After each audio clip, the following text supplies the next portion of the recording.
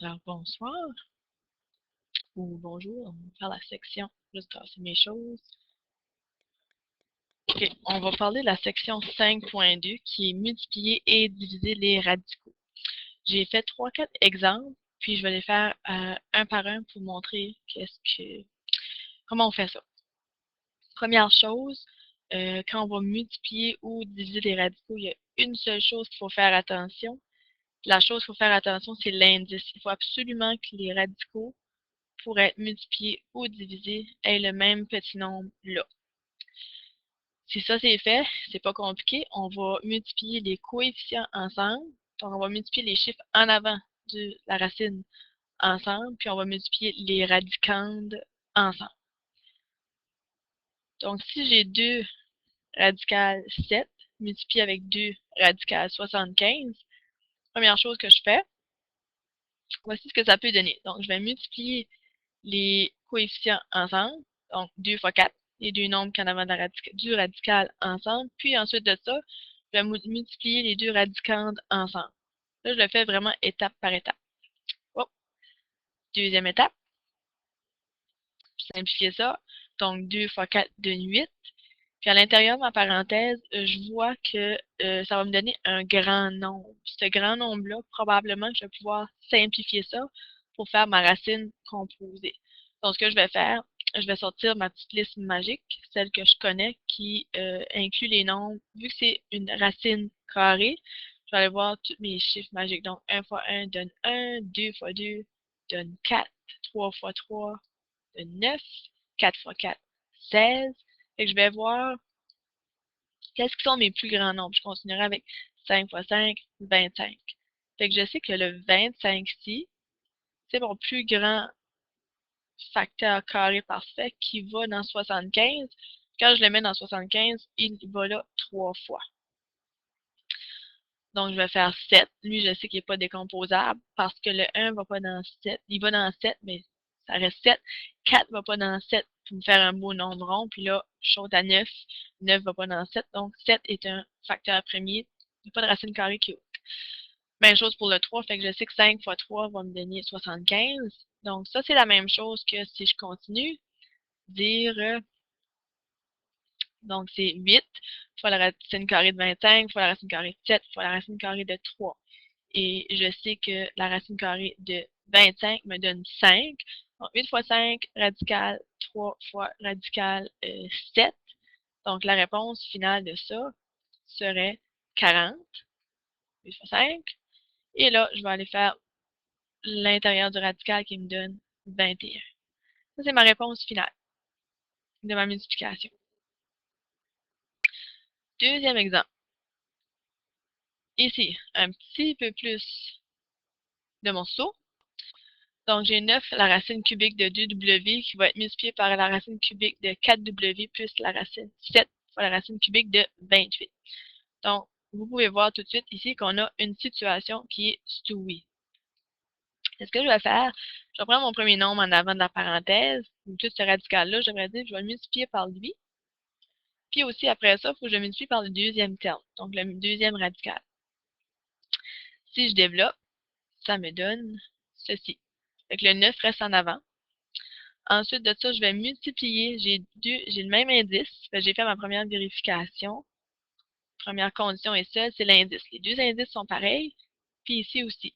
Je vais pouvoir faire 9 radicales, la racine cubique de 4w. Donc 9 est là. Puis je multiplie les radicandes ensemble. Puis ça sera 2w fois 4w. Ensuite de ça, je fais le deuxième. 9 fois 7, qui va me donner mon 63. Puis ensuite de ça, je fais le 2w et je multiplie par le 28. Puis là, je fais la multiplication normale. Je fais devant le radical, je multiplie ce qu'il y a en avant du radical, puis ensuite de ça, je vais multiplier le radicand, ou les radicands ensemble. Donc, voici ce que ça va donner. Fait que le 9 reste en avant, il est tout seul. Il va rester là pour l'instant. Ensuite de ça, 2 fois 4 me donne le 8. W fois W me donne le W au carré. Ça, c'est mon premier terme. Ensuite de ça, j'ai le 63. Ça, c'est une multiplication. Je fais fois 2. Pourquoi fois 2? parce que j'ai une seconde, je saute une étape. Ah oui, ici, celui-là. C'est la même chose que dire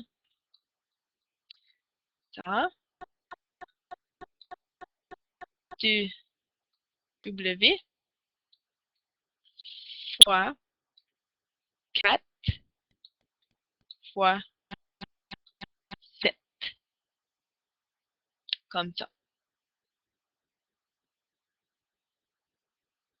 Je vais juste chercher une chose à mon écran.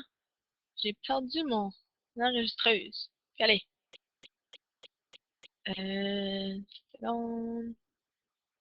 Où est-ce que j'ai mis ça? Ah, ici. 2 secondes. C'est trop bête. C'est trop mis loin. Ok, je continue. Je vais juste corriger une petite erreur. Je vais recommencer ici pour expliquer les nombres du bas. Faut pas que j'oublie, parce que je suis en train d'oublier moi-même, que mon indice est 3. Fait que là, je travaille pas avec la racine carrée. Parce que j'avais commencé à 10, je me suis trompée. Fait que ici, ça fait 63, juste pour ce morceau-là. Racine cubique de 56W. Quand je travaille avec les racines cubiques, il faut que je regarde le 1 fois 1 fois 1 fois 1 qui est 1. Ça dit trop de fois. 2 fois 2 fois 2 qui est 8. 3 fois 3 fois 3 qui est 27. Quand je veux simplifier, il faut que je change ma liste. Si vous vous souvenez des deux listes, il y a les listes quand l'indice est 2, les listes quand l'indice est 3. On pourra revoir ça en classe si vous avez des questions. Donc ça explique ici, quand je vais dans mon radical 3, le 56 tourne à 8 fois 7W. Puis le 8, c'est le même qu'ici.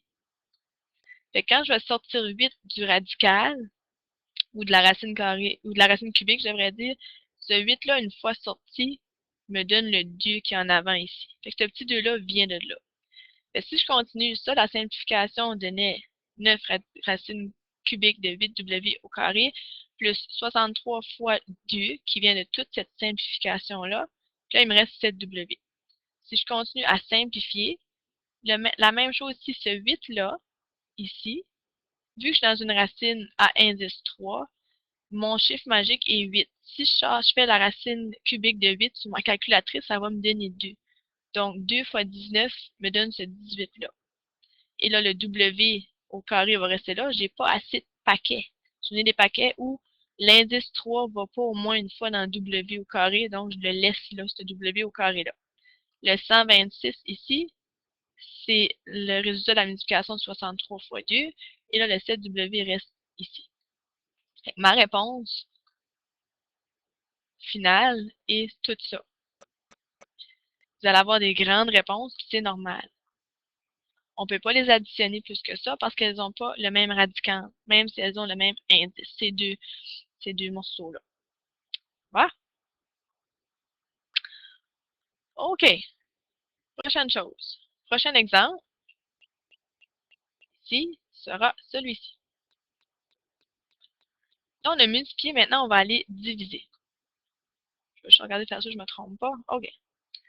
La division. La division, c'est les mêmes conditions. Fait que quand je divise des radicandes pour la division, il faut que j'aie le même indice.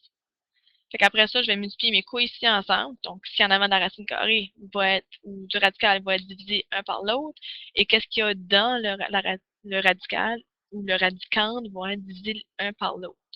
Fait que si j'ai le même indice, j'ai racine carrée de 24x au carré divisé par racine carrée de 3x. Je me fais une grande racine carrée comme ça.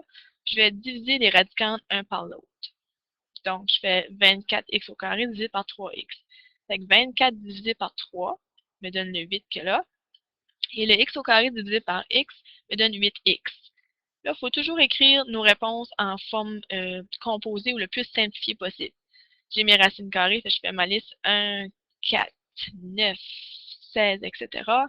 Je vais essayer de simplifier ça.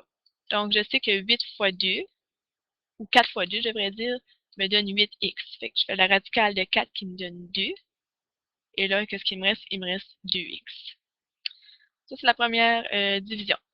Deuxième division, je vais juste étendre ma page, comme ça. Et je vais aller voir ma visionneuse. Donc, ce que je vais faire, je vais arrêter la vidéo ici pour faire ceux qui rentrent sur YouTube.